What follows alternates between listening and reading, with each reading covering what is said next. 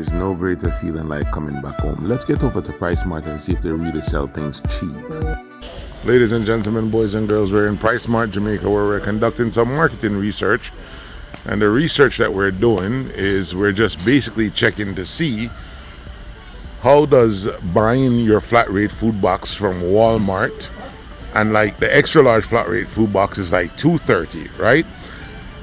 To ship, clear, deliver, and it includes the cost of the box, the cost of picking up, and the cost of packing the item. Now, the extra large flat rate food box is about the size of a half of jumbo barrel.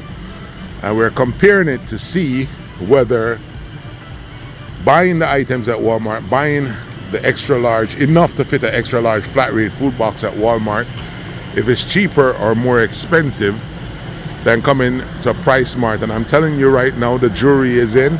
It's way cheaper to buy a flat rate food box from Walmart, paying the flat rate, having the item picked up, us purchasing the container, us packing it, us shipping it, clearing customs, and delivering it to your doorstep.